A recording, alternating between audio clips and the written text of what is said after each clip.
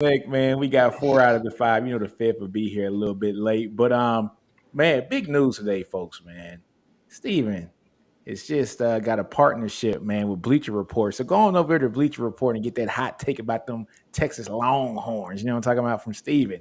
Man, hey man, congrats, Steven. Oh, here he is. The SEC Uh-oh. Connect is not the SEC Connect without Chris with a K. What up, Chris? What's up, What it man? do? What's up, man? Man, we got all 5 in here today, man. What's Look, going on? look, my brothers in Christ from the Texas side. It's a truce today, buddies. Okay, it's a truce today, buddy.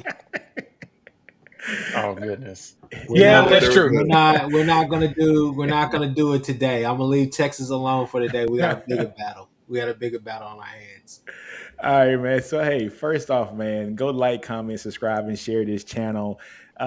Hey, like this video while you're in here. If you're in here, man, we got 28 people in now. We just started. I should have at least 28 likes, okay? Wipe your feet before you come in my house, man. Wipe your feet before you come into the SEC Connect house, all right?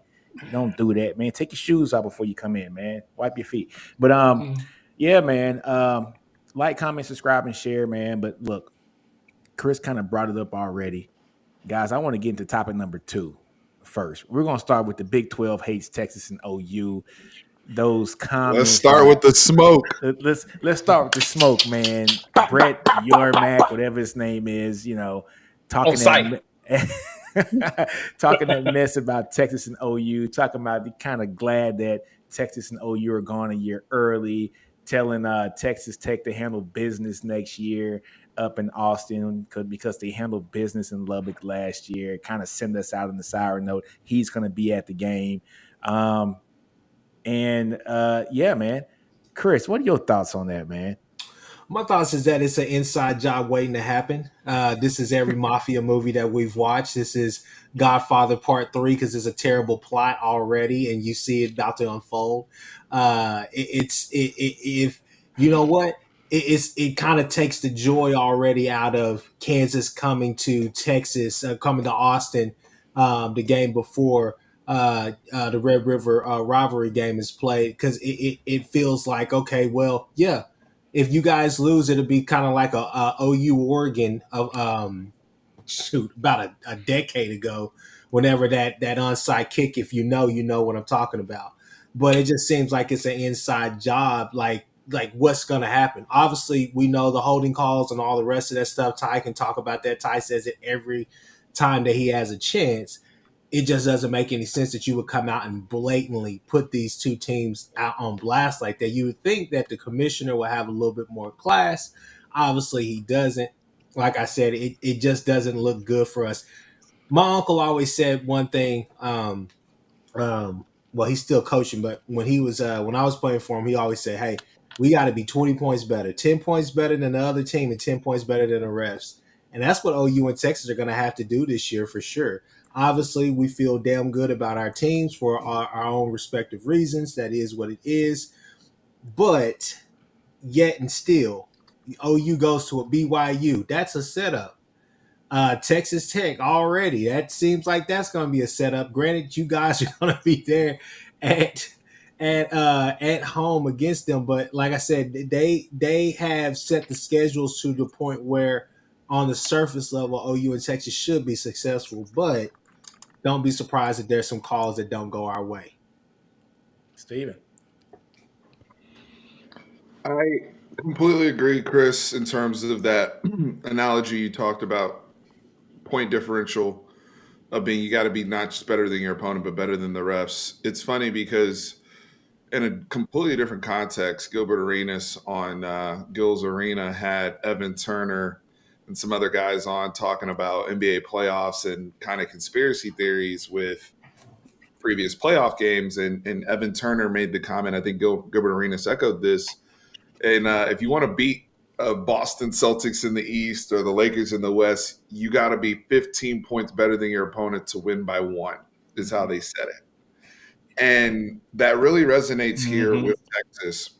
One thing I've always, and I grew up, this is on a serious note, like growing up, this was kind of something I was taught, is when I rather you hate me to my face than you do it behind my back. And so I'm glad that they are being upfront about this energy and putting this out there, because I've always felt, and there's several different people that are Texas, and OU conspiracy theorists with Big 12 refs. Big 12 refs is a thing for a reason, by the way. And this is before we ever talked about leaving the conference. Big 12 refs has always been a thing. But now that it's up in your face, it's front and center. It's very clear where Brett Yormark stands. It's very clear where this conference stands.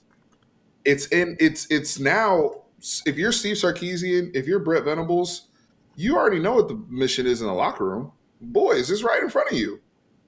It's right in front of you. Like from a motivational standpoint, I'm sorry.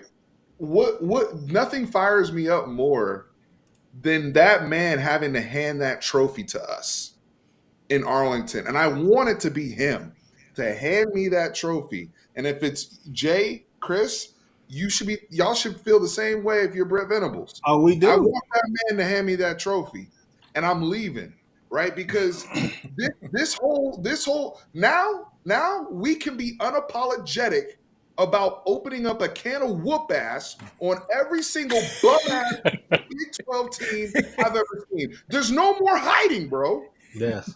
Y'all made that declaration of war, fam.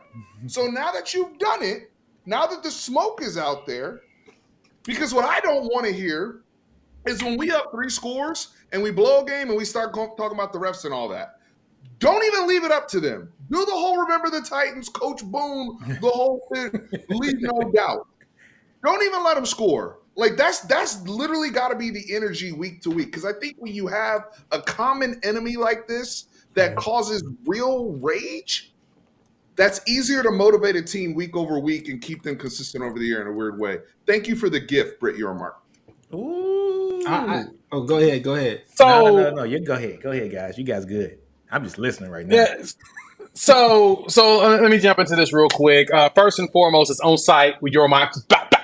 On site. It's on site when we see him, right? We ready for this. So on top of that, both of them make a great point of we need to just go out there and just win the conference, right? Conference championship needs to be between Oklahoma and Texas. Keep all the rest of them out of it. Make them feel as disrespected as we want. And as we leave the game, regardless of who wins, everybody needs to walk by and, rub their feet a little bit on that Big 12 sign. Just to remind them who we are and why are you so disrespectful to us? Like, we know that the agenda's been there. And just as you mentioned, Steven, and you've mentioned this before as well, the agenda's there. We know it's there. It's always existed. Heck, 2 hold calls were given in favor of Texas last season. 1 was given to Oklahoma last season. That tells you something right there. That tells you that they're focused on trying to there is a conspiracy against the 2 teams that brought all the money to the Big 12. And if anything, the Big 12 should be thanking Oklahoma and Texas because we're the only reason why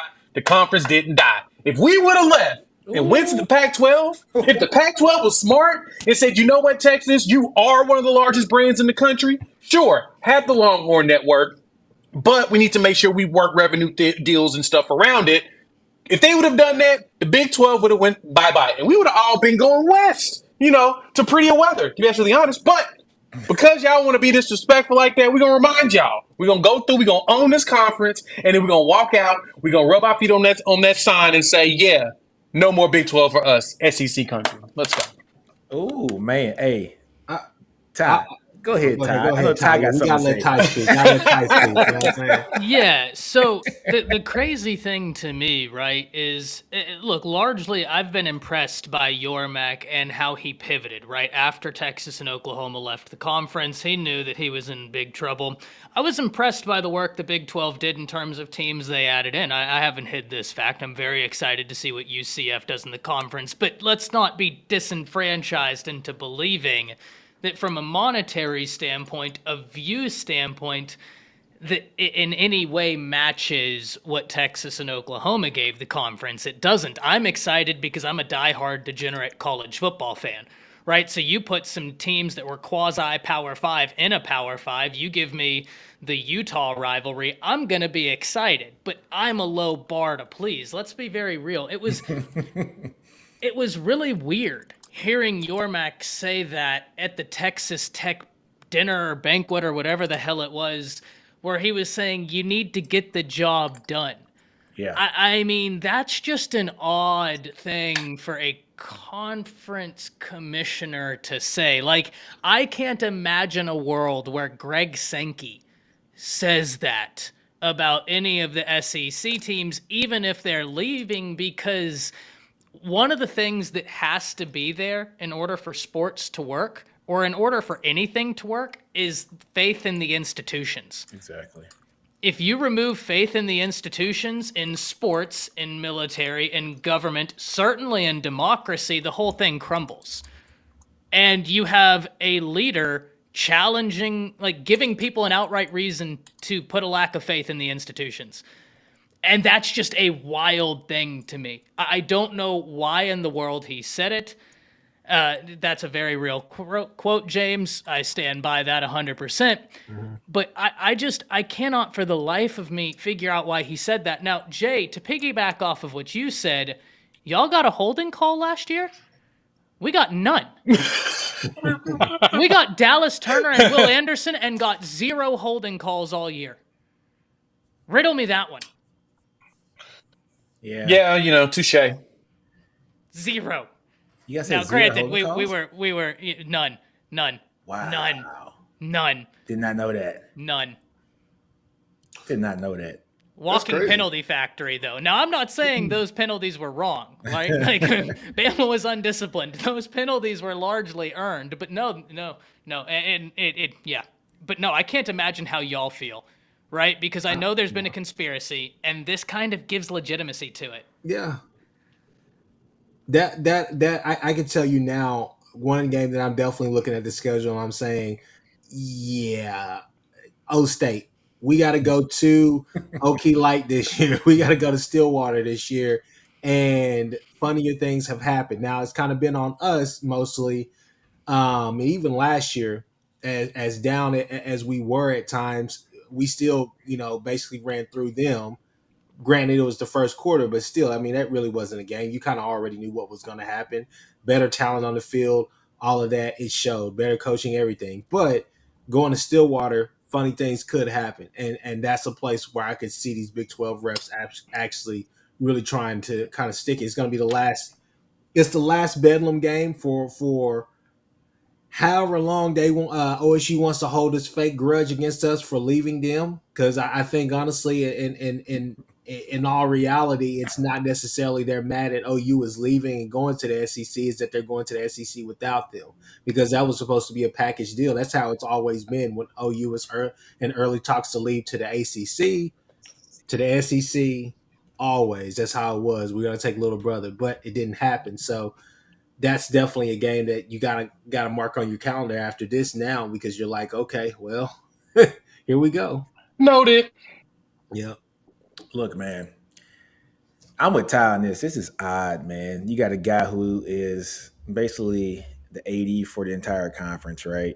And to come out with some statements like that. And like Steven said earlier, there's a reason why we have a Big 12 ref term, because we always get screwed. Not just us.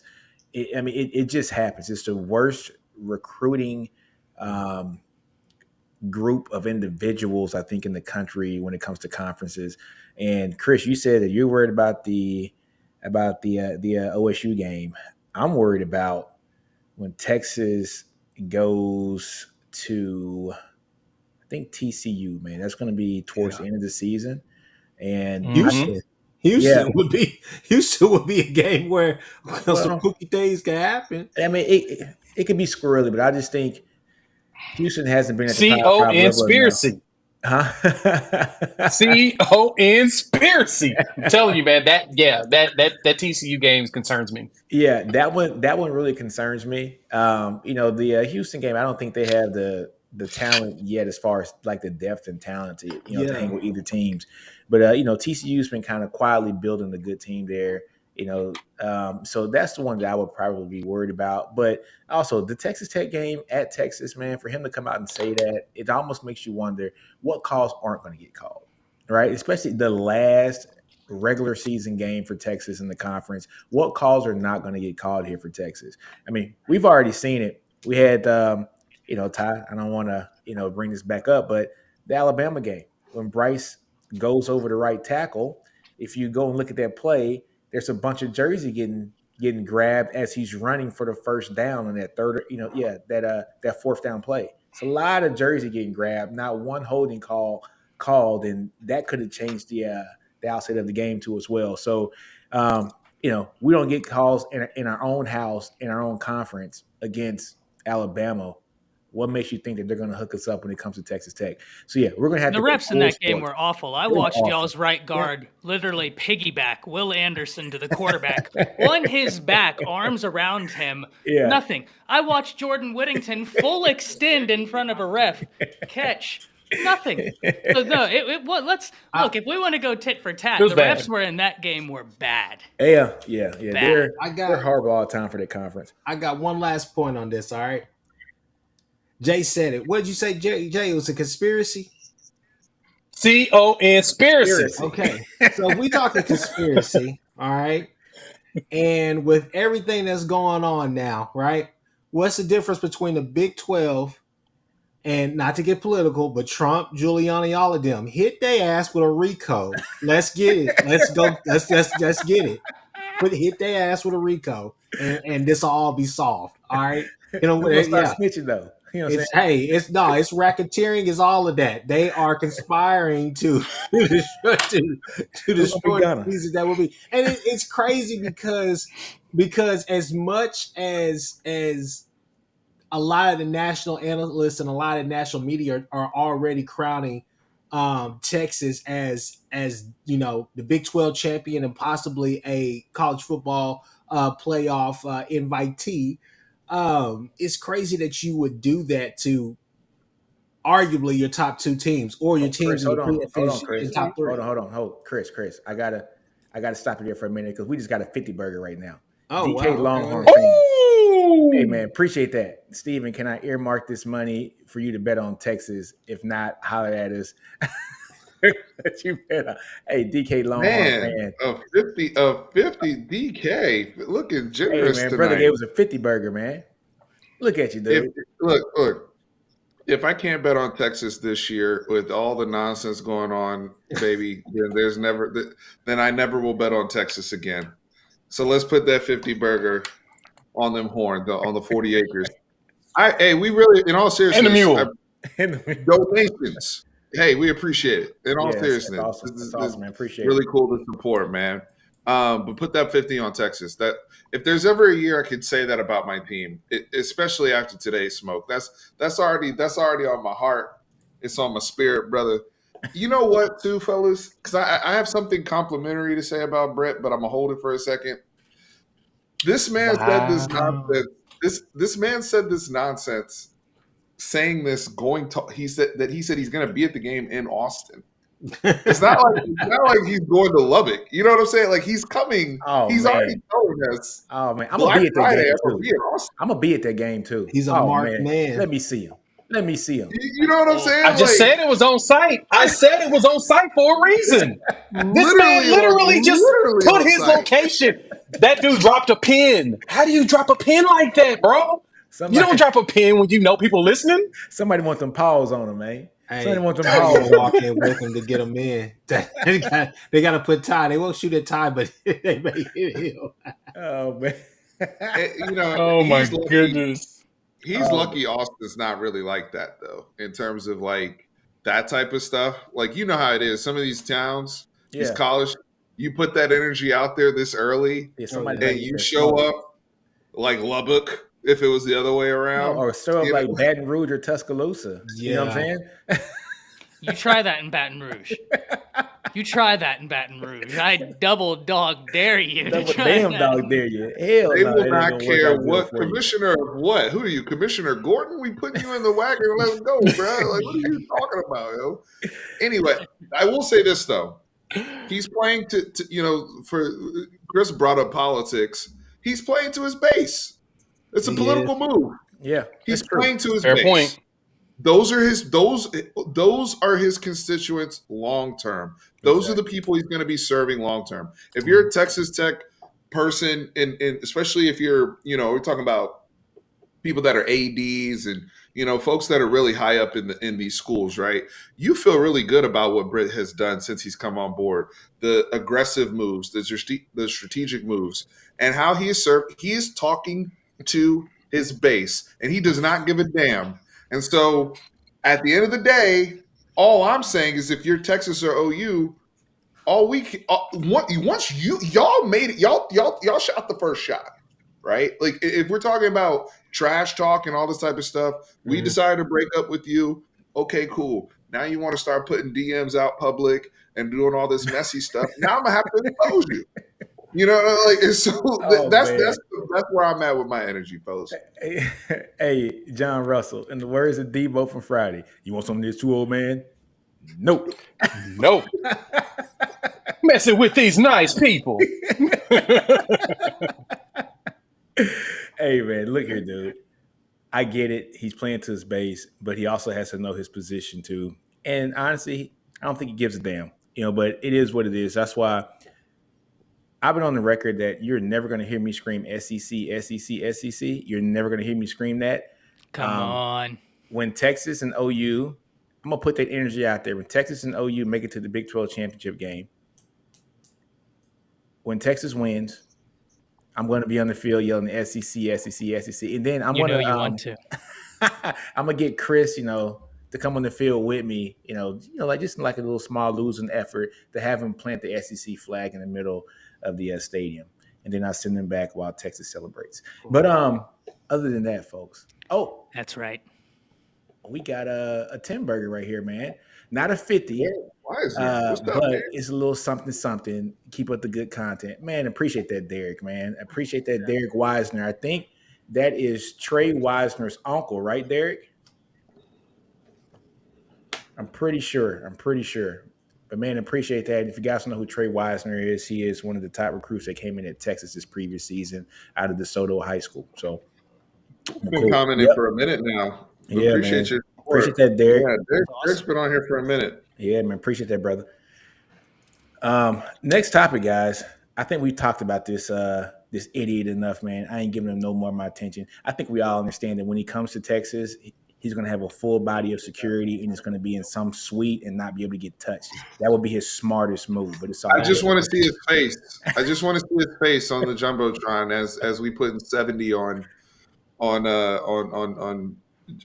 old boy's head from Texas Tech. He got me so mad.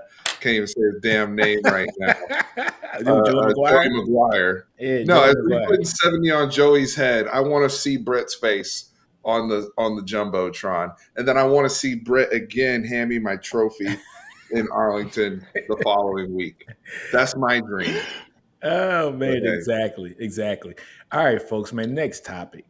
Preseason all SEC teams were announced earlier this week. Let me go ahead and share the screen so we can start to see what this is. And if you guys can see that screen, you guys see it? Yes, sir. All right. Starting quarterback, man, Jaden Daniels. How about this? What on this list do you guys think doesn't need to be here? Who do you think needs to be elevated? Let's start with the quarterback position. Is Jaden Daniels the right pick there for quarterback? No. Who you thinking, Ty? No. Look, and guys, I have been a Jaden Daniels supporter Apologist. Yeah. for a long.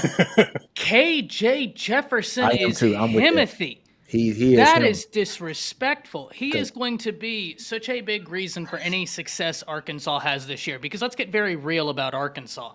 I'm not too sure what their wide receiver situation is looking like. They got some guys in from recruiting that they're high on, but, a game hasn't been played yet. We'll see. Defensively, that secondary was not good last year. They lose Drew Sanders and Bumper Pool off of that defense. KJ Jefferson is going to be such a big part of that offense. I get it. They have Rocket Sanders. He's a bad, bad man. But are we going to pretend like KJ Jefferson hasn't been one of the steadier forces at quarterback in the SEC? Jaden Daniels is very talented. I think he is going to have a huge year. Personally, I hope he has a career year this year, but I just feel like this has got to be KJ Jefferson at the quarterback position. Well, first off, man, let me preface this with saying this: out of the 22 players on first team, offense or defense, 18 of them come from 3 teams: Alabama, LSU, Georgia. That's how top heavy the conference is. I'm seeing a lot of G. SEC. I'm seeing an awful lot of G on this list. L's and G's everywhere, baby. Oh man. All right. So what Chris's and Steven and Jay's thoughts on the quarterback position, man? I'll jump in real quick on it. I mean, I totally agree with Ty. Well, let's put it like this. I can't argue with Ty when it comes to the KJ Jefferson statement. It makes sense. The question is, why isn't he considered the top one? Because, statistically, he's the one that be, putting up the numbers and carrying that Arkansas team. I think the other thing is that health-wise is the question with KJ Jefferson coming into this next season. And can he maintain can he do something to get them 10 wins? Now, granted, we did the schedule stuff about a month or so ago when we went through Arkansas' schedule, and it looks like they are set up to perfectly go 10-2 at minimum. Yeah. There is no excuse this season. And so definitely can see why that you would have KJ Jefferson there. But I am definitely riding with Jayden Daniels because I still see LSU winning the SEC this year. And that's only because they have probably, besides KJ Jefferson, they have a more tenured quarterback while having a better defense than what Arkansas was producing. And so I know that Jayden Daniels doesn't count with the defense, but he does carry the LSU offense almost solo. He did that last season. And so I'm anticipating him doing that again, just like KJ Jefferson's. But I can see the argument for both. It's something that I cannot refute. If I may ask a question, Jay. Jayden Daniels goes down. Nussmeier comes in. How much of a drop-off does the LSU offense experience? See, you asked a very fantastic question there, Ty. I think it will probably be minimal. And I say that because, and this is the reason why I get to Jayden Daniels, is because Jayden Daniels was able to win out over Nussmeier. No, fair point. And Nuss is a bad man. But you're right. But you're right, because you're 100% right. If Jayden Daniels falls, Nussmeier comes in, they probably won't see that much of a drop-off. Just maybe some experience, quote-unquote experience, but they probably won't see a big drop-off. But that's the reason why I give Jayden Daniels the nod. And in fairness, you may be able to ask the same question about Hornsby, someone who the Arkansas people are really, really high on, right? They think they are pretty high on. But we'll see. But that's a very fair question to evaluate that. And that's the only reason why I give Jayden that nod is he still beat out Nussmeier. And I think Nussmeier is better than any backup in the SEC right now. Probably. So my only thing about this is I think when the coaches voted on this, maybe it wasn't the best player is the one who they put at the number one quarterback. It's going to be the guy who's going to have the better season as a whole. And so if he has a better season as a whole, then it's going to, pretty much, put him at that top spot. I just think LSU might be primed to have a better season. They have more knowns on that team. So they're going to probably, I think LSU was locked in to win at least 10 games this year, right? I mean, that's just my opinion. I think they're locked in to win 9 to 10 games this year. If Arkansas wins 10, it's set up for them, but it would still be a stretch. It would almost be very shocking, if Arkansas won 10 games this year. Mm-hmm. It wouldn't be too much of a shock, if they won 7 games, also. And so I think it's based upon the potential of the team as a whole, and that's why Jayden Daniels got the top slot. But I'm with you though, Ty. I was so against KJ Jefferson until about a month ago. I went and just checked out all his film again, and I was like, what the hell was I smoking? Like, nah, this dude is the truth, man. He is the truth. So yeah. That's a good point. Can I add one thing, though, in terms of the case for Jayden Daniels? We have to consider a few things with KJ. They are changing the offense. Dan Enos is coming in from Maryland, and some of the things that they did at Maryland is very, very different from what you see with the browse, beer and shoot type stuff. So I want to see how KJ, if he continues to still have that same production that he had, and a lot of the run game stuff will translate from the quarterback position. I'm not necessarily worried about that. It's more so, him kind of making that next step maturation wise in the passing game from under center and doing a little bit more complex stuff in what Dan Enos is going to ask him to do. With Jaden Daniels, though, I think, Ty, you make a really, really good point when you compare him to Nussmeier versus the Arkansas thing. We have to remember Malik Hornsby transferred to Texas State, so he's not even there anymore. That's right. Oh That's man, right. totally Their- forgot about that. Yep. Their That's right. backup situation is I'm not going to say compromised, but they have a transfer in there, and I think the other two guys are freshmen. So from a need standpoint, leaning on KJ, that quarterback room, I would argue LSU probably has a better overall quarterback room than Arkansas, but I definitely could see the case being made for KJ. The thing with Jaden Daniels is he was really, really good protecting the football last year. I think he only threw like two picks the whole season. He's really, really good on third down, and he's really good in the red zone run pass threat. So I think they're also banking on continuity, there with BK, and we should see an uptick in production this year. That's what I'm thinking. But to me, I would probably lean KJ, but I'm not upset and outraged that Jaden Daniels is first team SEC QB. I get it. Yeah. Chris, how about you, Fair man? point. I tend to agree with you, Nick, about your point. I think they gave it to him because they feel they're going to have the better season. Jaden Daniels is talented. I'm not going to take that away from him, but I think that you potentially have some guys in the SEC that could rival his numbers and rival his production as well. I think that it's a big if to ask simply because we all know that he has to be mentally fit, and I'm talking about Spencer Rattler. No, not a lot of people are gonna take kind to that, but I would say Spencer Rattler is a guy. I think KJ Jefferson should have been probably the quarterback on that board as far as the first team is concerned, in my opinion, simply because of all the production and everything he has. I think Jaden Daniels and LSU they caught a buzz, they caught a groove last year, and they rode a wave. I'm eager to see them against Florida State because I think that game's going to tell me a lot of what I need to know about him if he's ready to take that next step along with LSU as far as being national championship contenders. But I definitely, I think that, rightfully so, it's cool. You could have went between him or KJ, but I do think that there's other quarterbacks in the by the time the season is done. I think I would say Spencer simply because I think that he could potentially put up some big numbers this year. I know he lost his offensive coordinator, but I just think he's finally in a situation I think he feels comfortable in. And then you were being really nice today. I really you really meant what you said about this truce. It was just 2 weeks ago you said you trusted Jalen Milroe more than you trusted Jaden Daniels. I was just about to get to that. I would say Spencer Rattler, and then my sleeper would be Milroe. I think Milroe has a chance to really be dynamic out there with his legs and his feet, and I think that he's gonna set the SEC on fire. It's gonna be a nightmare for teams to game plan. Y'all will see game 2. But the fun thing though about this is Chris's other favorite quarterback, Joe Milton, wasn't even mentioned yet. No, is anybody? The thing about this is, I think KJ, from a standpoint of what he has done, made sense to be the first team guy. However, it would not surprise me if it's Spencer Rattler and Devin Leary as your first team and second team quarterbacks in the season, or Joe Milton. I forgot about Leary.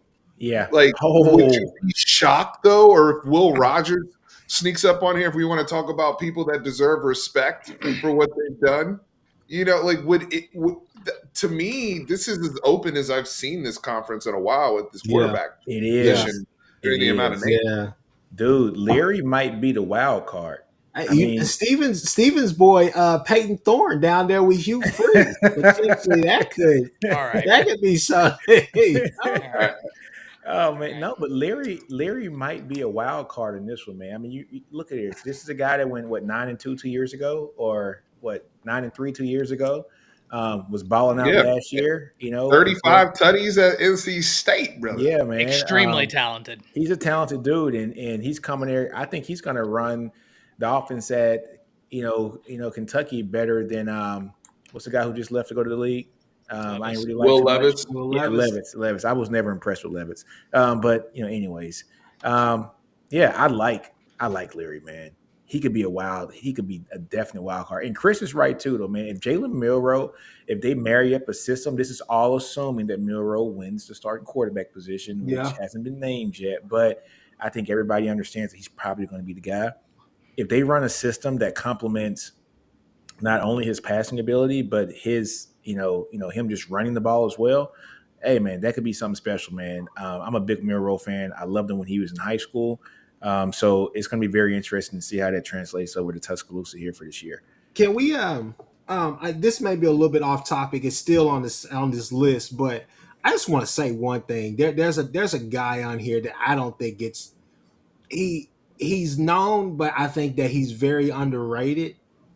Lad McConkey over there. I was just about to say McConkey.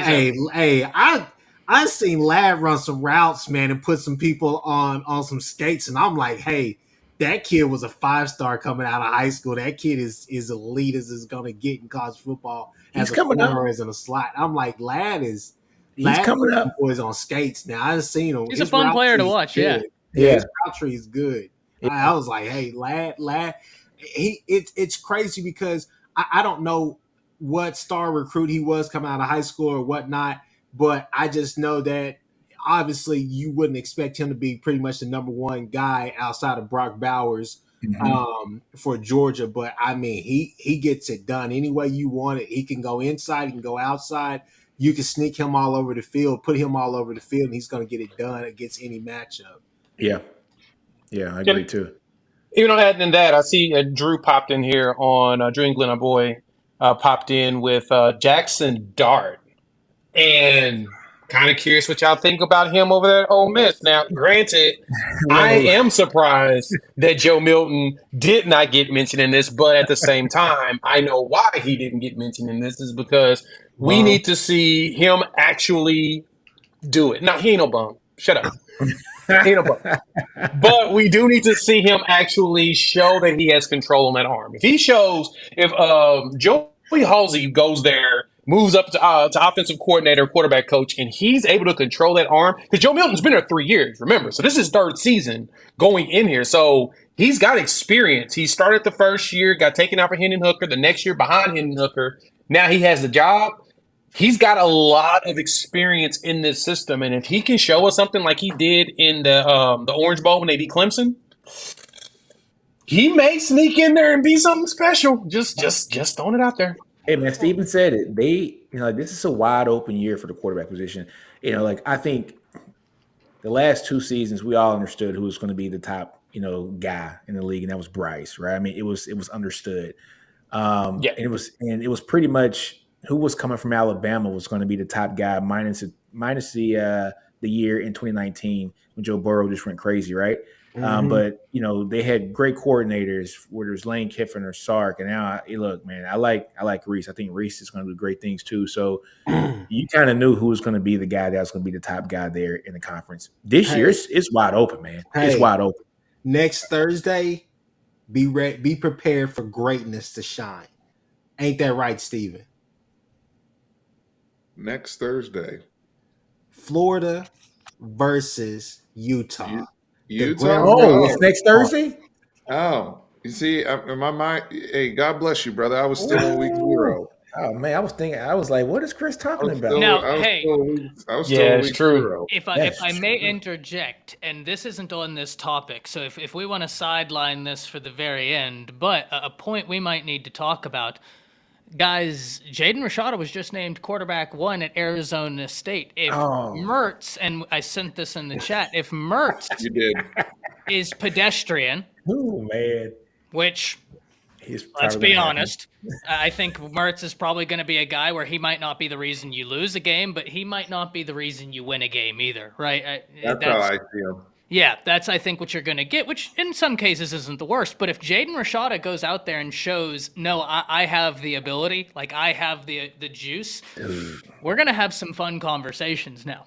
Oh man, Something to think Cam Rising is out. Fun. He won't play that game. yeah. This is fun too because we really didn't have a single, like, I think to start all of 2022, we didn't have a single true freshman starter like that at the beginning of the season. Now, what we saw play out at Vanderbilt, Kurt Warner's son at Temple eventually taking over, Cade Klubnik at Clemson eventually taking over. If you want to count Quinn Ewers, I mean, he bypassed it, but we didn't have anything like this, right?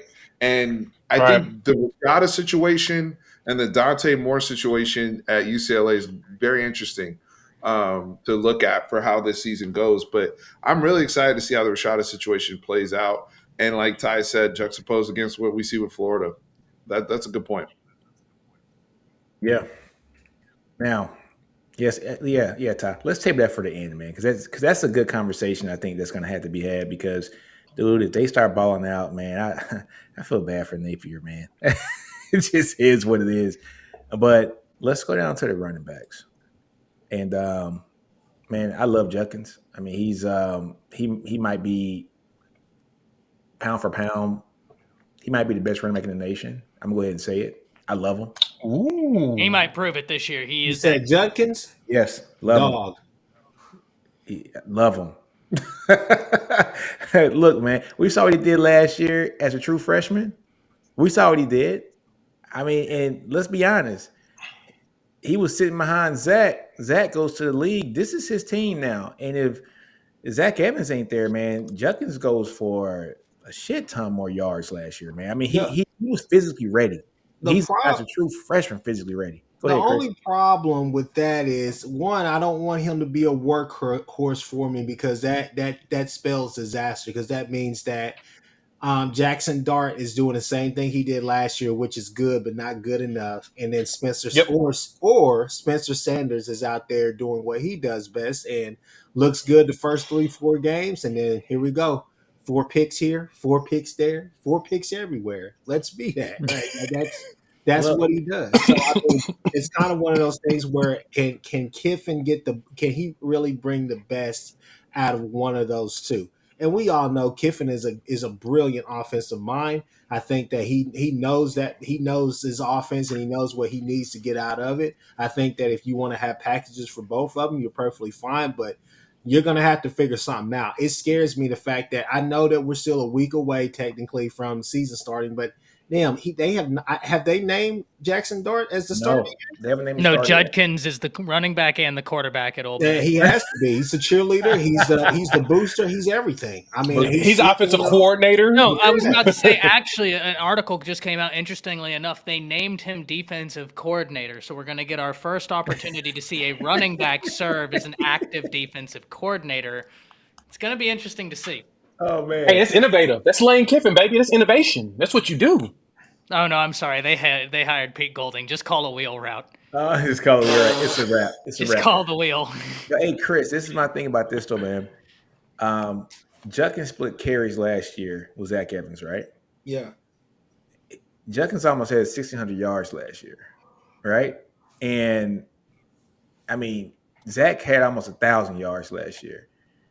Judkins is going to get the ball a lot. I mean, he got the ball a lot last year. I mean, dude, I don't care who the quarterback. He's one of those guys, man. When he gets in the rhythm, it's a wrap. Especially in Lane Kiffin's offense, man. Dude, he might be the best running back in the country. He might be the best running back in the country. Man, I just love his game, dude. I just love his game. He made. I think this running back situation on this list is. This and tight end are the easiest no-brainers for the SEC offense, right? You know, you have Rocket Sanders, you have Judkins, you set it and forget it. You got Brock Bowers at tight end, set it and forget it, right? There's not really an argument or conversation that needs to be had other than just giving these brothers their flowers. Yeah, I agree, Nino, with the way he's going to be utilized, but we also got to factor in too.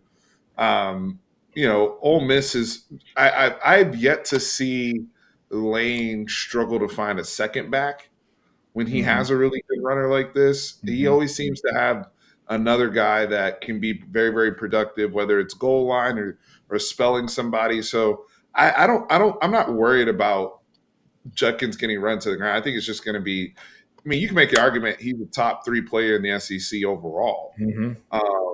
and that's very, very high praise for this young man. But same thing with Rocket Sanders. I think Rocket Sanders was like second team All American for AP. Man, Like Rocket Sanders is another beast. I mean, what's he 6'2", 230? You know what I'm saying? Like he's a big kid with wheels, averaging over 6 yards a carry in the SEC. I mean, he's that guy, and you pair that with KJ, because we all know KJ can run the ball. But then if you pair that with Rocket too as well, man, it's scary as hell in that back. It's scary, man. So yeah, I think the first team running back, no brainer, no brainer. Any questions from y'all guys? Any comments? No arguments for me. I think the I list. think the only way this list gets broken up is injury. If injury occurs, other than that, I think these two runners are your first team. Yeah. Now, I have one thing though. I think two things. One, it's crazy how Judkins was a 3-star prospect and he goes out there and does what he does. Kind of reminds you to always, pay attention to talent and be careful with stars. But exactly. That one running back at Alabama that I'm really curious. He has like the perfect running back name, Richard Young. Oh, Richard Young. Oh yeah, 5-star. He has a name. He has a name of a running back, and I'm just wondering if he's going to start supplanting everybody there at some point. Just throwing it out there. I like him. I like Miller too. I think Miller's a beast too. Todd could probably talk. So Todd could probably talk better. Justice Haynes. Justice Haynes. That's my guy. He is. Haynes is cool, but he just doesn't have the Richard Young name. Richard Young sounds like an NFL running back, like legit. Nah, man. Yeah. Richard Young sounds like Mark he owns Ingram. a law firm. Richard Young Law Firm. Richard Young. Associate. Richard Young. I'll tell you what stands out to me, though. Guys, let's look down at this at the offensive line. Let's go down. What do you see? I see a lot of Georgia. Exactly. Georgia. Good Georgia. Lord. Georgia. You got a Bama guy and you got a LSU guy, right? Jeez Louise. Are they 66% of the first team? Is my math accurate on that? It's stupid. Surfer Boy shows up right on time, doesn't he? That's why I highlighted him, because I know he's going to start talking shit. That's so impressive, man. That's so impressive. Hold on. Hey, man, Stephen Houston goes, Jamario Miller is a running back name. Richard Young sounds like he sells insurance.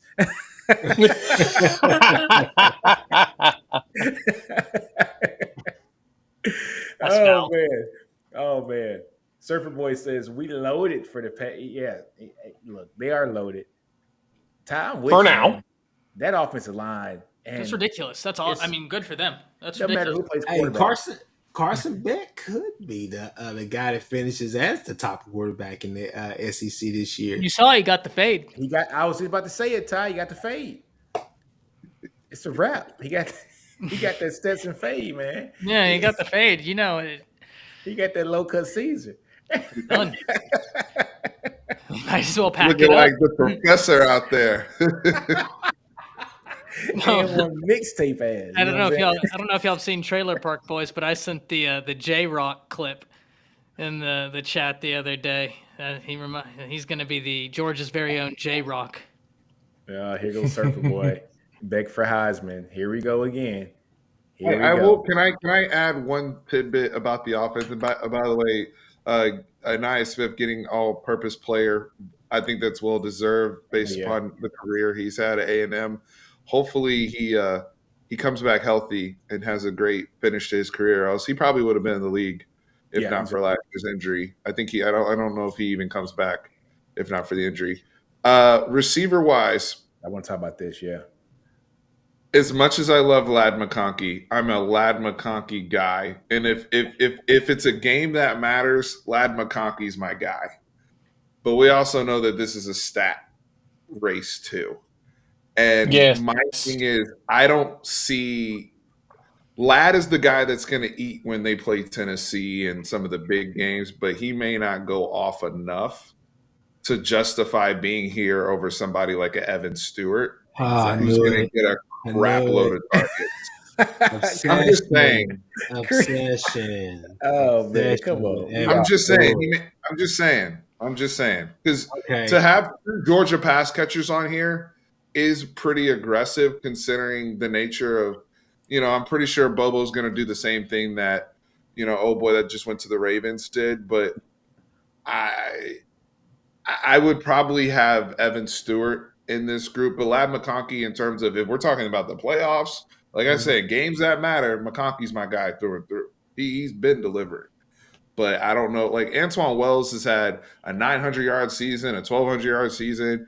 Malik Neighbors went over 1,000 yards last year. Like those are the type of numbers you're going to have to put up to be first team all SEC offense if you're a receiver. And also, let's just be honest. How many yards is Lad McConkey going to get this year? Brock Bowers is going to get the lion's share of all the receptions on that team. I think he almost had 1,000 yards last year. I don't think anybody on Georgia had 1,000 yards receiving last year. I think the ball is going to get spread around a lot, and I don't think he's going to even have the stats that are going to be, actually worthy enough to get a first-team All-SEC. I'm with Steven on this. Talking talent. Lad had 762 yards last season, and they played like 18 games.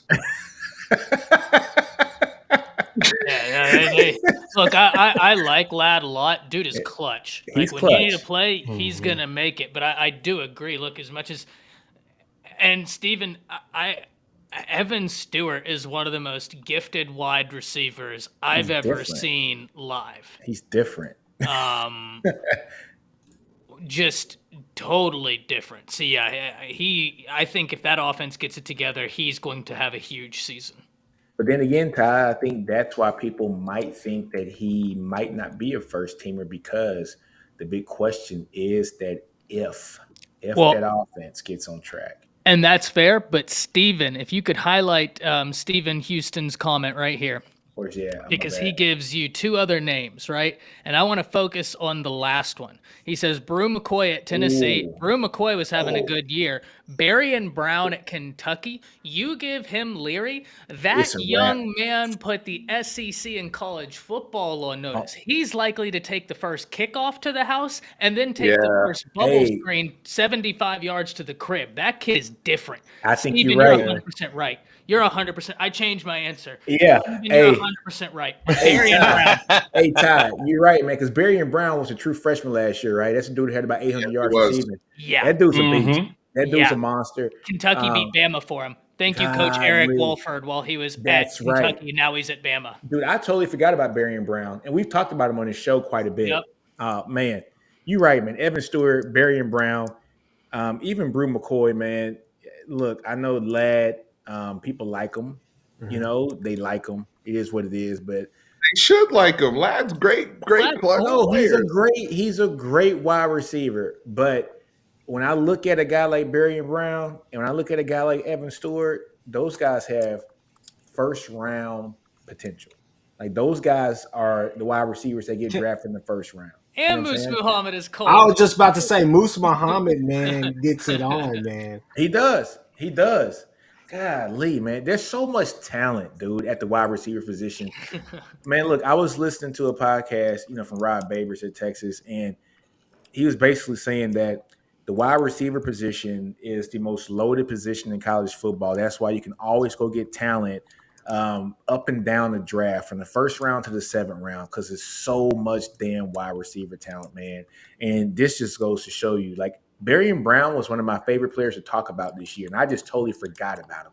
That's how much wide receiver talent is in that conference, man. So Evan Stewart, Brew McCoy, who was lost for a couple of years, goes to Tennessee, and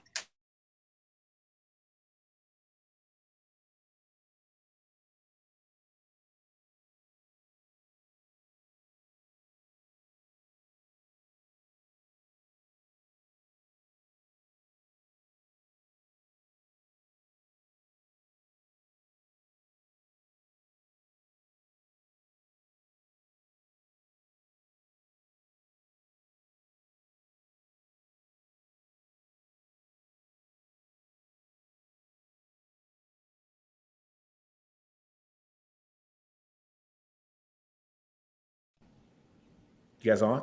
Oh, Something just went wacky there. That's wild. Yeah, so defensive line, geez, I mean, the usual suspects. Yeah, Dallas Turner at linebacker, Harold Perkins. Yes, Oh, that's yeah. easy. I mean, this is like I have no complaints on anything on this list, guys. On not a damn thing on this list. One thing I do think that might interrupt this list, and this is a dude over there in Alabama and Caleb Downs with him getting a lot of touches this year and starts this year. He might be one of the guys to upset somebody and take out one of those safety spots. That's just my opinion. People don't understand how good Caleb Downs is. People think just because he's a freshman that he's going to have his freshman mistakes. His dad is a Division I DB coach right now. This is not your normal freshman, folks. Not your normal freshman. I'm pretty sure Ty can pretty much talk about this even more because he follows Alabama so much. Kid special. Tell him who his uncle is. Nino, Who is tell his him uncle? Who's his uncle? Dre Bly. Oh, it's a wrap. There you go. Tell him who his brother is. Josh Cool. Downs. There you go. That just got drafted. Caleb Downs comes from a family of ready-made football players. It's a wrap. He is that dude. He is spectacular. Now, don't get me wrong. Bullard, McGlothern, no arguments here. Yeah. It's both fantastic. I'll tell you who I'm really excited to watch is Love Malachi McGlothern. Starks. Yeah. Really excited for Malachi Starks. He is a phenomenally talented prospect. I mean, goodness, Caleb Downs, I think, could be on here, but like I said, those guys are very talented. Harold Perkins is one of the easiest selections on this Easy. list. Like, Exactly. Him and Mason Smith are the two names that just were automatically going to get put on here. Even though Mason Dallas Smith's not going to Turner. play game one. I'm so sad about that. I'm Yeah. so sad about that. I'm so excited to see him back healthy. Yeah, it's going to be stupid. Yeah, Yeah. And that's why I was so heavy on LSU, man. Georgia's definitely leading all the preseason stuff, man. But as the season goes on, LSU's going to shock some folks, man, on They are. both sides of the ball. Ty, And they're so well coached. my question for you is Kool-Aid going to exceed the hype this year? I think so. I think Kool-Aid is going to be in for a really strong season. I just think that he's a very fundamentally sound defensive back. I mean, yes, he can get into some PI problems, but that's because he's a physical defensive back. If you go back Yeah. to high school, like he is a defensive back that has no problem at all with contact. And I think that's kind of a thing that Bama and specifically Nick Saban likes, is that physicality. So it's one of those things where we roll the dice with it. No, I'm super excited for Kool-Aid. I'm really excited for the Alabama secondary. I think that could be a really strong part. And what better way to test it than week two with a game where the opponent is, for right now, out of conference, where whoever wins that game, whoever loses that game, they still have conference play in the college football playoffs right in front of them. And for Bama specifically, testing your secondary against that wide receiving core, that quarterback, and most importantly, that offensive mind, that's everything you could ask for. Week two, come on now, that's fantastic. But I think Kool-Aid is that guy. Yeah. He is. I think Ty, you would also love to see Malachi Moore step up here too. I think he made second team. Yep, and he's finally healthy. He has been dealing with a back injury, which, if you guys know, those are very difficult. Yeah. Mm-hmm. Now, guys, I'm Especially honestly, DB. I want to see Harold Perkins in his second year. I want to just see the maturation process of him.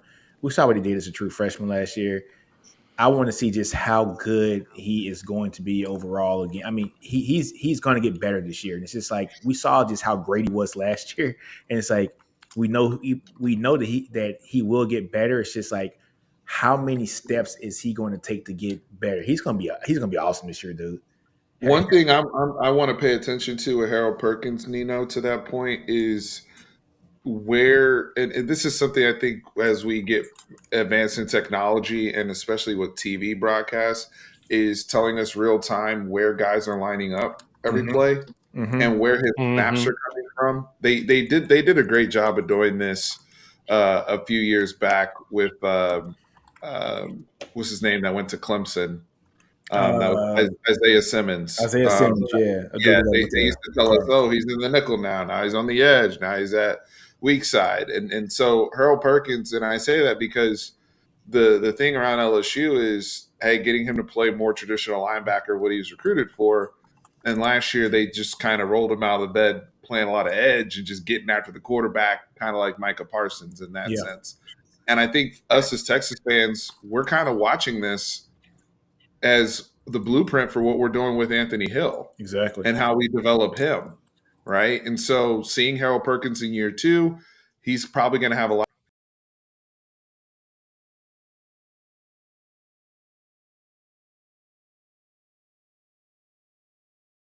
Let's see Harold Perkins. How big is Harold Perkins, man?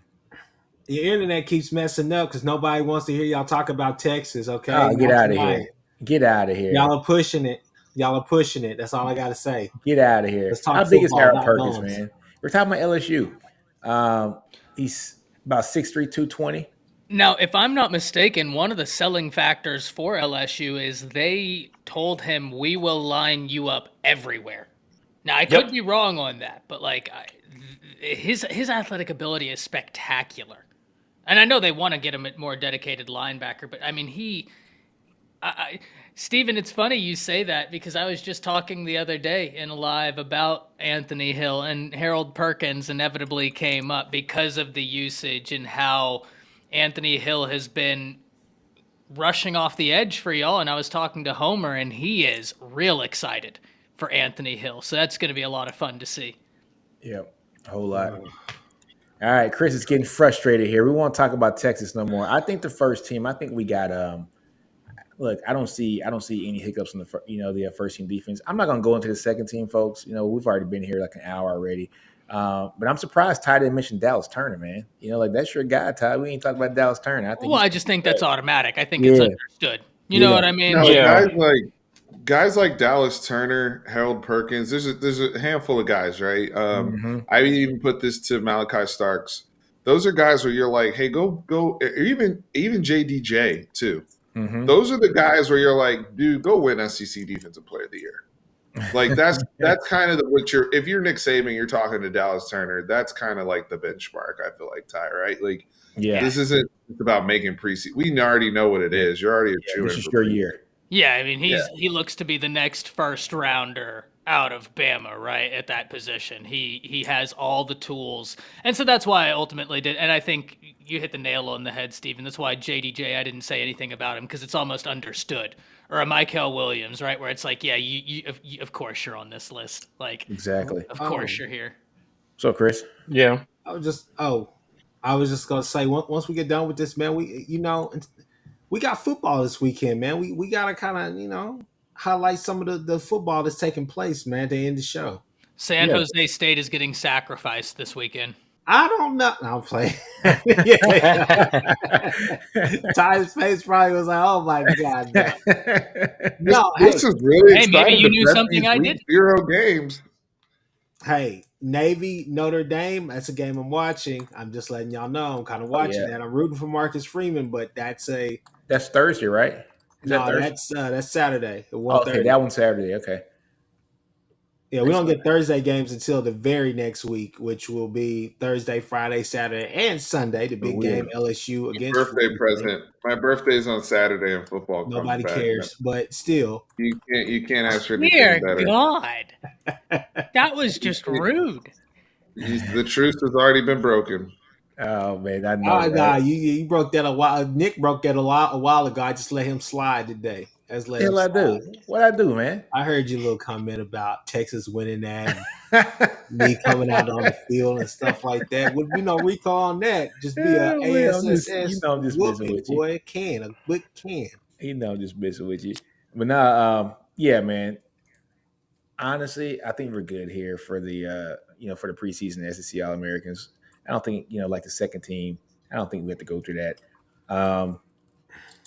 We'll just kind of scroll through, but like the usual names, man. Jace McClellan, which I think is going to be kind of interesting. I think that was just kind of a name basis. I think their room is so stacked at running back at Bama that he might not even be the guy that's going to get the most yards on that team. This is Jace's year. He's finally 100%. I think that if he's healthy, if he gets to finish the year healthy, he's going to have a huge, huge year. I'm really excited for Jace, man. Really excited for Jace. My boy Kieran said they got Jace back on the anabolics. That's all. That was Kieran's word.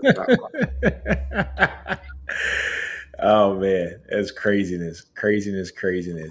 All right, we're done with the schedules. You guys want to talk about some, some key starters being named?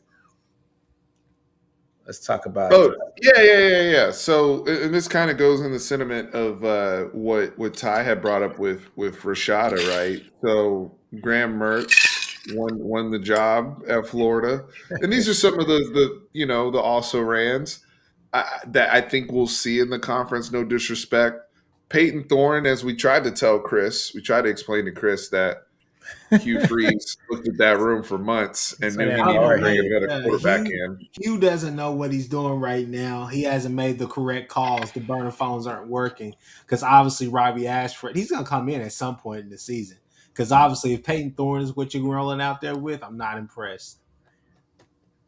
I love when we can tell exactly who has their NIL deal set up with Chris. He rides for his guys. He does. He rides for his guys. I give him that. You gotta give him his props on that.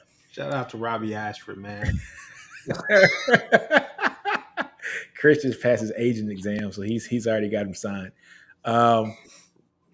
Yeah, man. I love Chris, but I can't agree with that one at all. Me neither.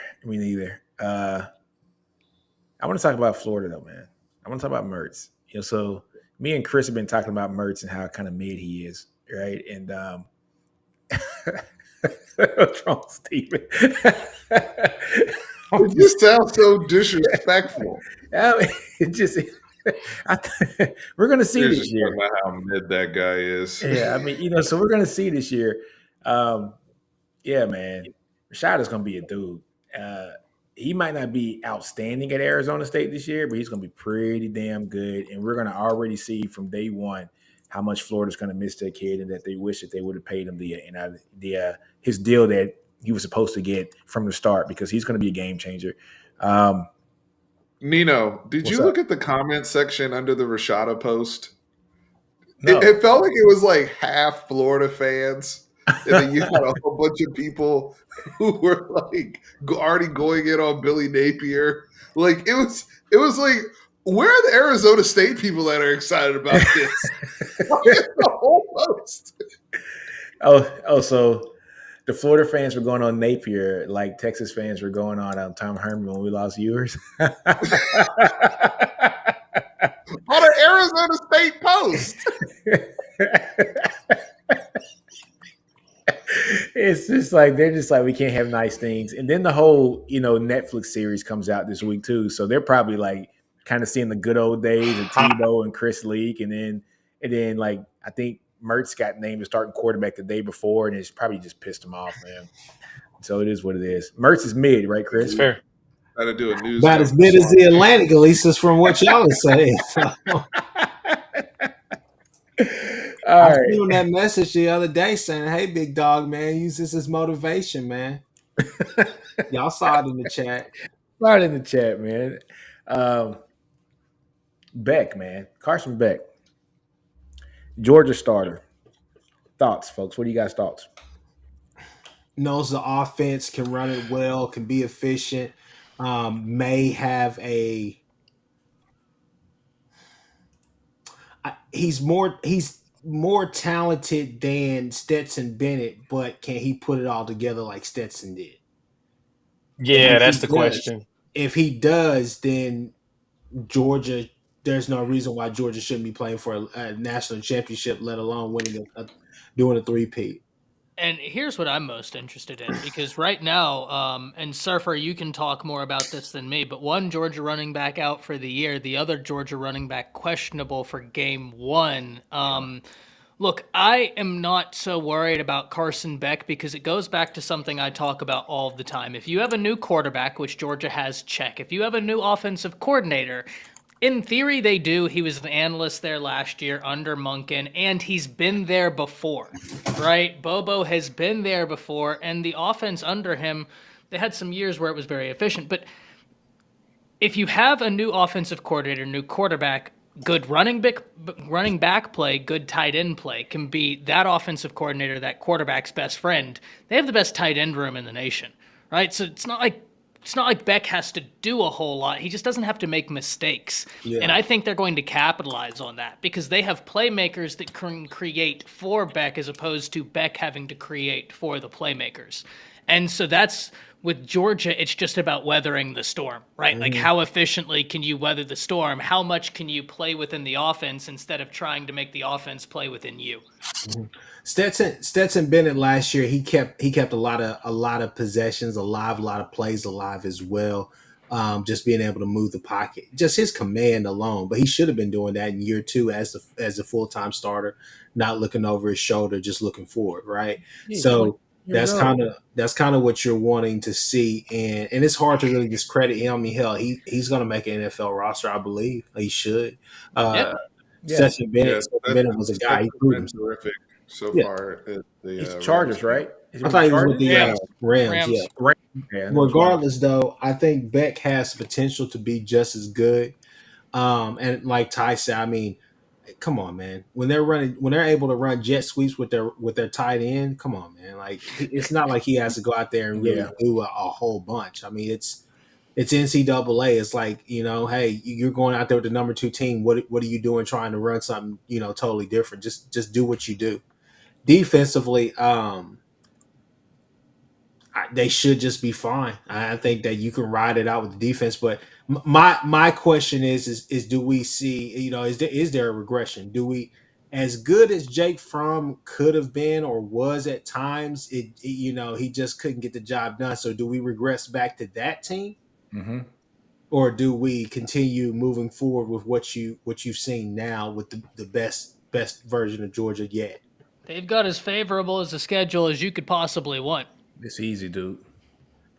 That schedule's Yeah, easy. I think it's an interesting space for Beck, because if they don't win, how much blame does he get? What's the context there? If they, when I say don't win, we're talking about a national championship and completing this 3-peat. So there's hell of expectations there. Let's just be honest, right? Yeah, that's true. And that's true.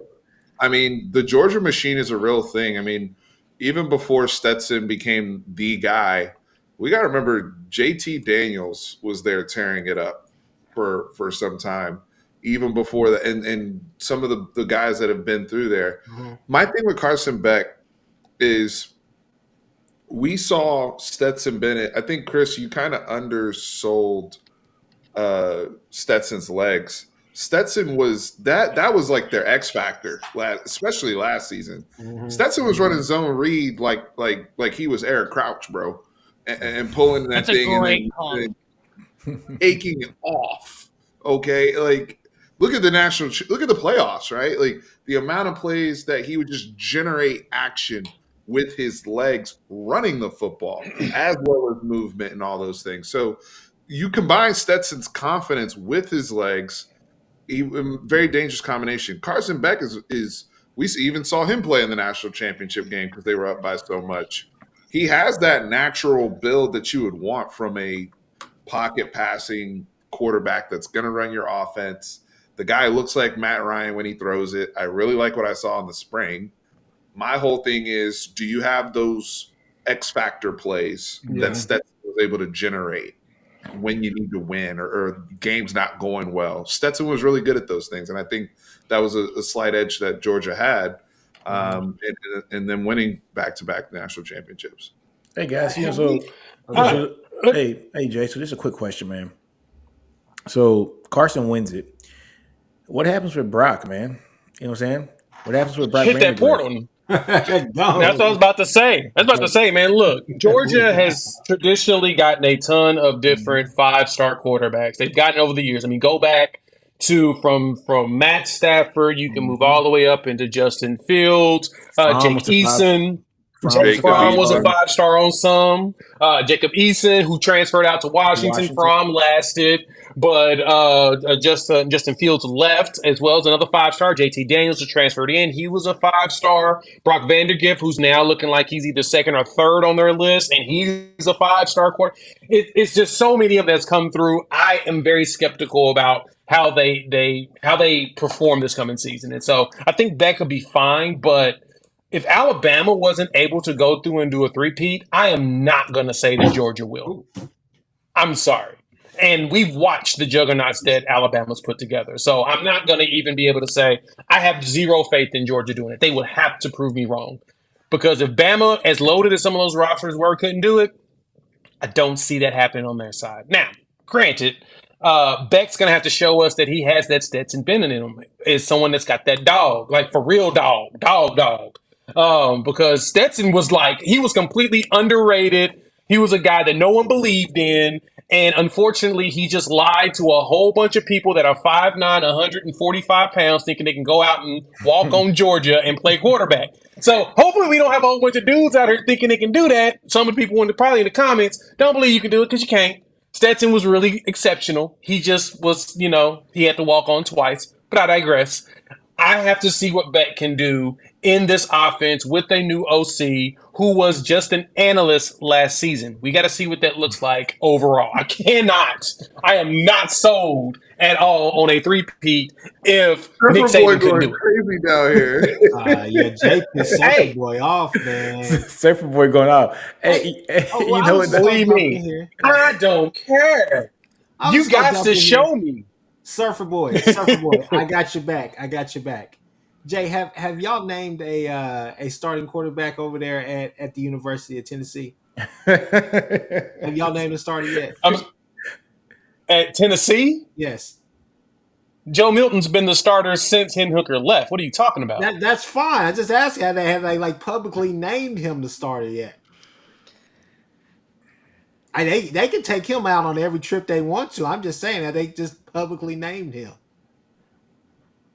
They publicly named him when he won the Orange Bowl against Clemson. Okay, Jay. All I know is this: next week, if my brothers in Christ from Texas would be so kind, the moderators of the show would be so kind to allot me 10 to 15 minutes, I'm going to bring out a dogs and bums list. I don't know where Joe Milton is going to fall, but I got a hunch. Oh, God. No. Here we go.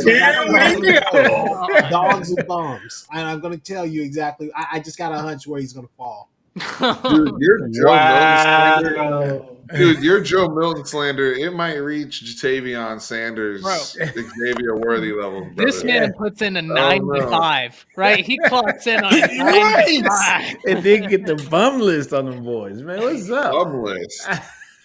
What week did you say? Hold on, Chris. What you said a week? What week did you Next say week. Joe Milton didn't Next lose Wednesday. his job? I said a week that he was gonna lose his job. Oh, Yeah, you said by week 6 or something, Nico's gonna be starting for Tennessee. I thought you said week 4. I thought you said week 4. Would not be surprised. Look at Surfer Boy. What award does the NCAA give for the furthest incompletions? That is so wrong. That's what we're talking about, dogs and bums. I can't really. I got a hunch. There's so much disrespect The here. level of disrespect. I like Joe Milton. Joe Milton's Milton's going to do good, I think, man. I think he's going to be fine. He has 2 quarterback coaches basically teaching him, former quarterbacks at Oklahoma, 2 coaches who are really good at developing quarterbacks. He will be fine. I'm excited Who's for the him, other but one? that's funny as hell. Who's I don't the care other who one? you Yes. are. That's funny. Who's the other one? That's funny. What, at Tennessee? Yeah. Joey Halsey. He was an OU quarterback as well. The dude who lost us the game, who couldn't finish at Texas Tech and ruined that season when Bradford went down. My Or God. Landry, whichever one. He's on Don't a get me warpath. started on that, Jay. He's on a Hey, warpath. you one of my bros, bro. You don't make me do this to you, man. I want to give you that treatment, man. So Don't so make me just over here. Milton trash, bro. The disrespect. The level of My disrespect. goodness. Oh, man, that's hilarious. That's hilarious. Surfer. That's funny, dude. Oh, man. I That think boy is made for skills competitions. We talking football right now. We go put him to the side, man. Let's not do that. Why? Does the Man, Clemson I'm game done. just not count to you, Chris? I'm done. Not at all. I mean, You think nothing? Right, that Orange Bowl against Clemson, nothing. None of that counts. It don't count at all, dog. None of it, man. He cooked them boys. And no, it don't count. Did you say he's only good for skills competition? That boy is a skills competition. That's exactly what he said. Oh my god! I can't wait till the season is over with, and they got the what's that ESPN special that they do? But he gonna throw the football. Jones versus pros versus Jones. Yeah, they gonna have to put the bucket. Nah, he down did. the field. He's going to the Olympics and going to throw the javelin, dude. He's going to fly that thing across the country. What are you talking about? Man, Yeah, no, Leave Chris, the boy alone, man. Chris is down here like The Rock in primetime wrestling era. It don't matter how many yards he can throw for. Routes on air is different. Hey, You look. see Surfer Boy's Oh comment? my God. You My see uncle Surfer Boy's always- I comment? saw that mustard in the back pocket, baby. Yes, you're right. My oldest Vols uncle, he fans keep always- mustard.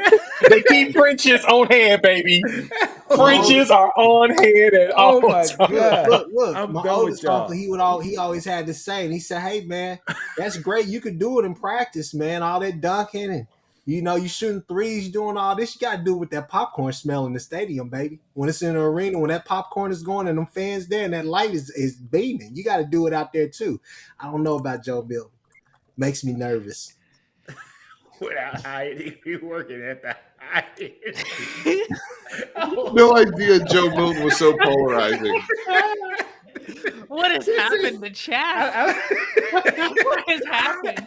Jay, I What is up tried with to the warn you, slander man. I here? told you to leave him alone, This man. is not I fun. don't put no more about. This is Do not talk fun. about Joe Milton on this channel anymore. He is banned. This is not fun. Chris, you hold that energy when they go up when they're like 5-0 and Milton has like 10 touchdowns. What did Milton do to you? I can't, man. Oh my God. Well, Milton- Milton up there in New York at Milton- the Heisman ceremony, and Chris still Yeah. Well, Milton, let me tell you. All of this, Chris's chants need to be shorts. Yes. This That's is, wow. Just wow. This is not a opinion from the SEC Connect. This is at Chris with a K. Yeah, I don't endorse this. I don't. opinion. Yeah, I don't endorse Chris's. I do not comments endorse there. this. So we We don't endorse this tomfoolery from this guy. I know this is the same dude who said JT Sanders was a non-factor. Okay. I'm not even gonna go there. I told y'all we do it true, so I'm trying. I'm trying this hard. Hey, at least I'm in the video trying to warn him. At At least you see I'm me edging. saying, I'm like, Chris, yeah. Don't Chris, don't- my you know what brother I'm in saying? Christ, please, no, don't do this to yourself. Don't say that. Don't do that. Don't do that to yourself. Don't do that. Here you go. No. Steve says, "Watch Joe Milton throw for 4,000," and Chris still call him a bum. Wait a minute. Dogs Jay- and bomb list. Jatavian Sanders. I don't know where he's gonna fall, but I got a hunch. I got a hunch. This is ludicrous. Look at it. Oh man, I don't need you to be my lawyer, Chris. I'm gonna tell you, man. 'cause Ever. Goodness. Just letting you know, I got a hunch. I just lost my train of thought. I had something to say. No, man. Steven. Chris- No, Steven. He's going to throw for 5,000 yards and 40 touchdowns, and Chris is going to say, nope, he's a bum. Oh, He's going my to die on God. that hill. Oh man, I love man. Jay. I love your T-shirt, by the way, man. It's an awesome T-shirt, by the way. it's pretty dope, I bro. appreciate it. Really, Jay, dope. you're in a T-shirt hotel game room. strong, baby. Yeah, man. I am. I'm traveling. I'm traveling this week. So Where yeah, you at, Vegas? but you know, I'm in Arkansas, middle of nowhere. I'm in Whoopig Suey country Oh, shit. right now. That sucks. So yeah.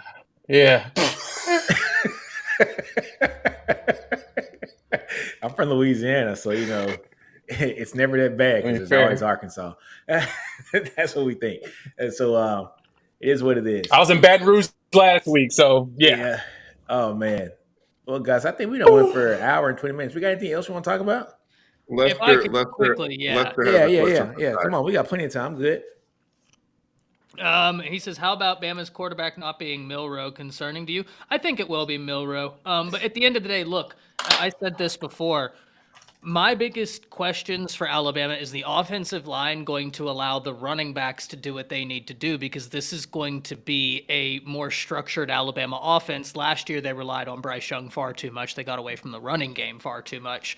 So the offensive line is key number one. But look, whoever wins the job, Nick Saban has been very forthright in saying this, be undeniable. Right? Like, be the guy that he can't deny the job to. He doesn't want to have to pick a quarterback. He wants someone to pick themselves. Be undeniable. But I'll tell you what I'm more concerned about. If it's Jalen Milrow, if it's Ty Simpson, if it's Dylan Lonergan, the hype around that freshman is real, y'all. Or if it's Tyler Buckner, the wide receivers have to catch the passes that come to them. That's an issue that is still rearing its head. That's a bigger issue than the quarterback is, because I've seen clips of Milrow dropping dimes and they're not being caught. Now, I've also been told that, hey, it was 1 to 3 drops. It was just that the drops and when they happened were the worst time, where the guy was like a wide open touchdown, and but that's a bigger concern to me than the quarterback. I think it will be Milroe, though, because look, if you're after consistency, there's only one quarterback in the room that offers a consistent weapon. That's Jalen Milroe with his running game. And he's got a cannon on him, too. Do not doubt his throwing ability. That man has got a cannon, and he's very gifted. I heard the streets saying that Lonergan has the best pro arm, though, in the room. He is a serious baseball prospect. So, like, he's a dual sport guy. And there was some thought at first. People were like, hey, he's super talented, but he could be much more focused on baseball because, like I said, he's a really gifted pitcher. A really, really gifted pitcher. And yeah, from what I've been told, man, and you know, that's to be expected of pitchers. They kind of, if you're going to be a college pitcher, you have ice running through your veins. That's just kind of what the position. And so he's gone out there, no pressure on him because he's a true freshman. And he's just gone out there and played ball. Really, really bright future. Playing well when his name keeps coming up in multiple circles. Yeah. In that, like he must be doing something behind the Very practice board. impressive. Yeah. Exactly. It's going to be interesting, man. I think whoever does win the job at Alabama, which I'm pretty sure it's going to be Milroe, but it's who's going to turn the ball over to, you know, like the less, you know how Saban is. Saban is always to please take care of the ball, which Milroe had a problem with last year, you know, so he kind of gave that ball up a couple times and, you know, last year, but I'm pretty sure he's going to, you know, just have that tidied up and everything. But I would expect it to be Milroe, you know, just for the same reasons, man. He is so electric just on the ground that it is going to force you to kind of think about what defense you're going to play, man. Do you have to spy him or what? I mean, he is that electric. I mean, if people haven't seen him play who are on this channel right now, he's a dog when it comes to running the ball, folks. He's 225 pound, 227 pound, you know, guy who once he's in the field, he's a straight up running back dude. He's a beast. So even Nick Saban has said this plenty of times. The hardest player to defend in college football is a quarterback who can run the ball. And so now that he has that on his team, he's already had it with Jalen before. Now he has it with Milroe. They're going to be a very difficult out. If he doesn't win this job, then we really know decision making was a significant issue, because it's not just decision making in terms of where to throw the football. It's also decisiveness on when to run and when to throw. Yeah. And when a play is dead versus trying to make a spectacular play. Decision making is all over in college football from the quarterback position in football. And I think that's a big thing here, because we kind of started off when we started our SEC content talking about Jaden Daniels versus KJ Jefferson and that thing in terms of first team, second team. And the thing with Jaden Daniels is he doesn't turn the ball over, great on third down, great in the red zone. If those boxes get checked for Jalen Milroe, the job is his. If you can do those three things, don't turn the ball over, aka good decisions, you're good on third down, aka good decisions, and you're good in the red zone, aka good decisions, the job is yours. Yes, no conversation. No. So that's good. That to me, that's going to be the key. Yeah, completely agree. I'm there with you. Same here, man. Why is Davis Bevel getting strays in the chat? Hold on. I'm gonna tell you why. So first off, hey Chris, there's a question for you. You can read that. Dog, straight Right. dog. And here's another one for you, Chris. Bomb. I'm not even gonna hide that. Not even gonna hide that. 49 I gotta listen to that the entire year. This is a Jackson Arnold channel now, buddy. Hey man, Yes, sir. Davis Bevel. hey Chris, your dog coach signed off to bring him to your team last year. Hey, you got to do what you got to do. We were left a bunch of. Well, I'll just leave it at that. Yeah, we were scraping the bottom of the barrel when that coaching staff got here and they was trying to go for quarterbacks. I mean, that's why we ended up with him and General Booty. That's just kind of what it is. Nobody else was left in the portal. Hold on real quick. Let's look at Surfer Boy's comment, and I think this is kind of what Ty, was talking about. So, fellas, I can already tell Saban wants to run for 300 yards and slow that exactly. And I think we've been kind of preaching this for the last couple of weeks. Man, is Saban's going to play bully ball. He's going to play a lot of bully ball this year. I think Jalen Milroe is, I'm going to say, a much more talented Blake Sims. I think he passes the ball a lot better than Blake Sims. And I just got a feeling that this is going to be a really good team. In that Blake Sims year, they only lost 2 games. In the 2 games they lost, it wasn't like they got blown out. I mean, they got beat by like 1 possession. So it wasn't like that was just like such an off year. It was an off year for Bama at that time because they were winning a championship every year. But, they were still, I think in that season, they were 13-2. Right. So that was the first year of the playoffs. Right. So. Yeah, let me add to that too. Like, so Surfer Boy, I like that you mentioned that because I agree. That's probably what Bama, we can test what Saban wants to do. So Bama's most likely going to do that. Me and Ty talked about that a few times on his channel. He's made mention of, it looks like the focus is going to be to run the ball. Granted, good. I think Georgia's going to do the same thing.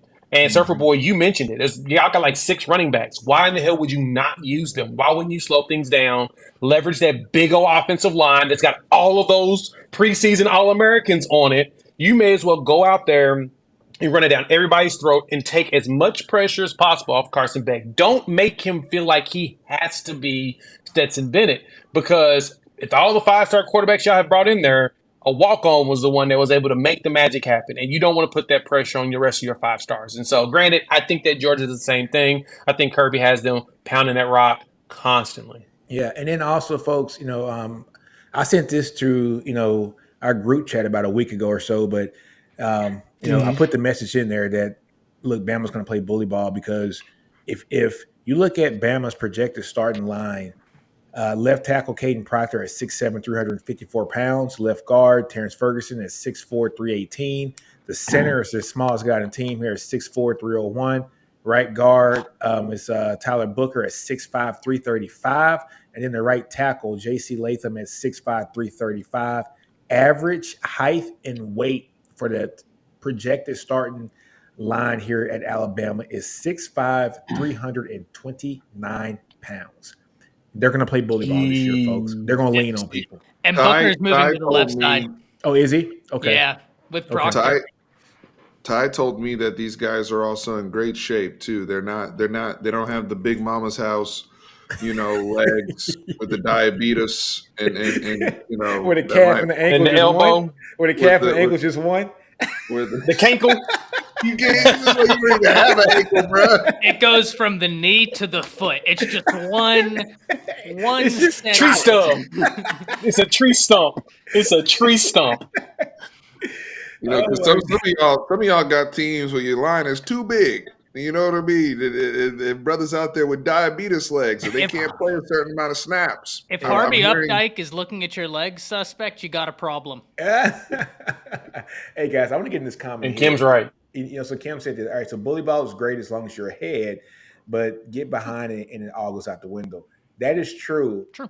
But when your offensive line averages 330 pounds across the board, I think Bama's going to be able to sustain some long drives. I mean, they just are. They're going to be able to sustain some long drives, 5-6 minute drives at a time, to be able to just close some games out, man. So, that's a worry, but I tell you, man, Milroe's a beast too, man. He can pass that ball too as well. We'll see. Let me see where we at. Surfer Boy. One thing about long drives, though, like Sarko always says, the more plays, the more opportunity to screw it up. That is true. That's why he likes to score in 2 or 3 plays. Then that defense tired of shit. You got a team going 15 plays. You scored 2. He's like, he's like, as a play caller. Right. I forgot. I think he said this at a clinic or something. But I know it was Sark. He was like, when you're on play like 11 or 12, it's like that freaking false start or holding call's coming at some point. And it's like how long are we going to get away with this before they call something? That's hilarious. Oh man, that's good. All right, well, folks, anything else you guys want to talk about? Nah, it's been a wrap. It's been I a think- wrap, man. It was Good good show. times. It was good times. Subscribe, Folks, like. 100, yeah, I think at our height today, we had about 115, 120 people in. If you haven't liked already, man, like the video. It just means a lot, helps us out a lot here at the channel, man. And tune in next week, man, the SEC Connect. So it'll be episode 23 next week, and we'll see what we're going to talk about, you know. Hey, episode 23. Hey. Yeah, episode 23, man. So, hey, think about it. After the first SEC game, our next, our 25th show should be the week after week 1. So that should be perfect. Are we making time I'm for so the dogs excited. and bums list? That's all I need to know. Yeah. You know what? You can We're have going to that. start out with that next week. We want to make sure. So Yeah, let that man means, have it. Chris, I that actually means- fear what happens if we don't let him have it, to be honest with you. Hey, I'm in that boat now. Hey, Chris. So if we're going to start off next week, that means you guys show up on time.